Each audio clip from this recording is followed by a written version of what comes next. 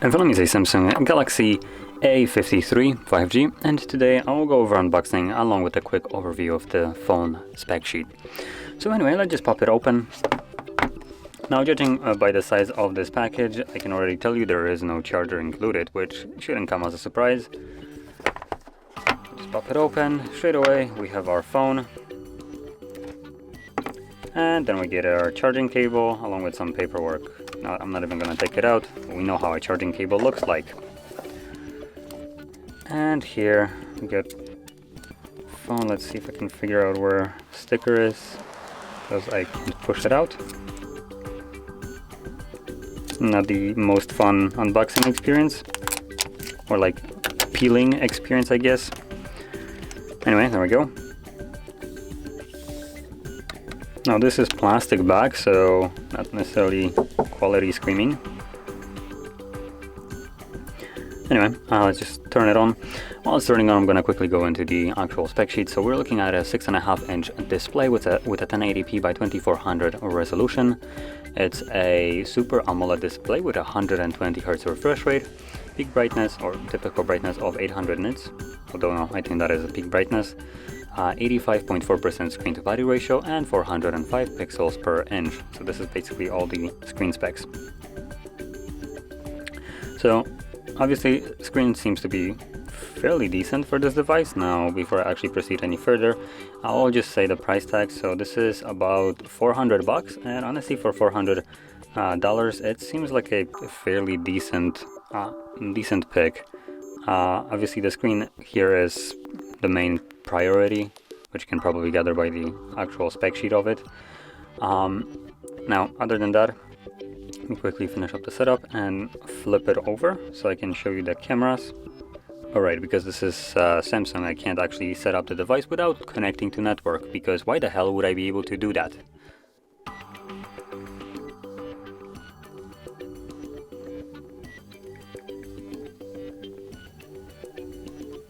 There we go.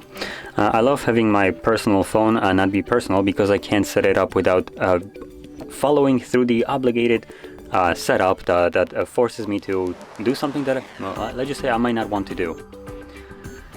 And then another thing that I hate right here is the, as you can see already, restart button, which you have to follow through if you want to finish up the damn setup.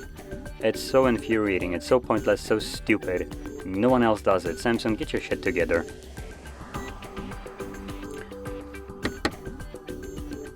Seriously, it's gonna take also several minutes to restart. It's not like it's a hard task. There we go.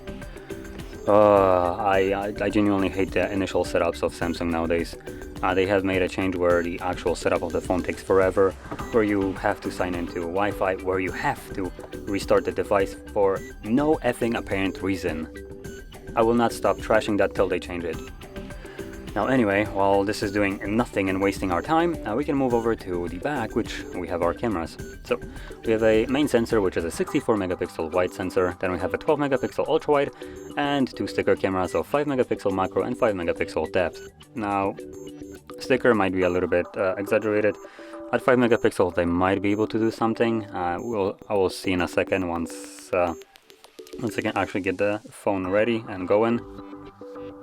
Hopefully this will be in this video. Possibly not, just because how well this works. Or, well, maybe not. That wasn't very fair. How well a Samsung setup works. This is not fault of the phone. Even the flagships one set up for effing forever. And it's nothing to do with the hardware. It's everything to do with the software.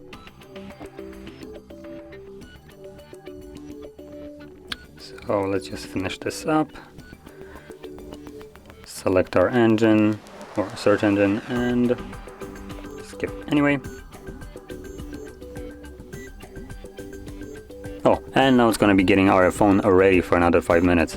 So yeah, let's just keep on going with the setup, or not setup, but the spec sheet. So going back to the cameras, we can shoot at 4K 30 frames, and at 1080p we can shoot at 30 and also 60, so that's fairly good. Nothing really like super outstanding, but still decent for a mid-range phone. Then at the front right here we have a single selfie camera, 32 megapixels wide, shoots at again 4K 30, 1080p 30, apparently no 60, which is unfortunate considering it has 32 megapixels as well, and I'm pretty sure the phone should be able to do this, but again, I guess cost cutting, they need to incentivize you to go for a more expensive one with something. So there we go. That's the camera setup. Now in terms of battery and charging, we're looking at a hefty 5000 mAh battery and a quotation mark fast charging at 25 watts. I wouldn't consider that fast charging, but okay. Anyway, just to put that in perspective, my phone that costs well, half of this, it's 3 years old, charges at, what is it, 35 watts, the Mate 20 Pro. So yeah, this obviously will charge faster than this, cost less, and it's just kind of weird to me why Samsung still persists with keeping their trashy little charging speeds. Like, what is 25? Like, budget phones charge faster than this. So yeah. Now moving on to the last thing, which is like storages and RAM and stuff like that. We have a couple versions. So we have, let's see, this one, actually not sure what this is, so let me quickly look at the box. So this one is, I think, the base model. Nope, a little bit over the base model. So 128 gig storage with 4 gigs of RAM is the base model. This is one above, so same storage capacity, 128, but it has a 6 gigs of RAM instead. And you can also go with 8 gigs in RAM, so just only increase it in RAM, or the top model is a double storage, so 256 with also 8 gigs of RAM. So 4, 6, 8 gigs with 8 gigs having additional storage option. Now let's see, I'm going to quickly take SIM tray, and it looks like we can expand our storage further using SD cards, so that might be a more viable option rather than spending money for the more expensive version of it. You could just swap in an SD card and call it a day. So you don't need to fork out more money just to have more storage like you have to on, for instance, the S lineup. And look at that, it's almost finished setting up, only took like 10 minutes. And yeah, that's about all I can say about this device. There is not much more. It's a mid-range phone. I actually can't find info what this is running. Let me quickly check. So A53.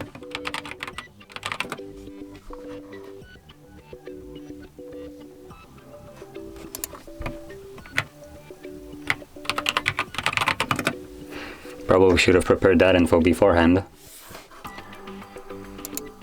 So, where is this?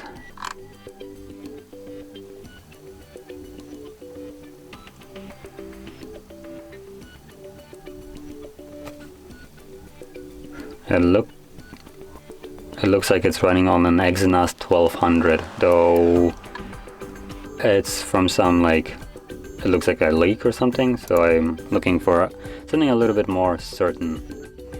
Let's see if I can quickly find anything.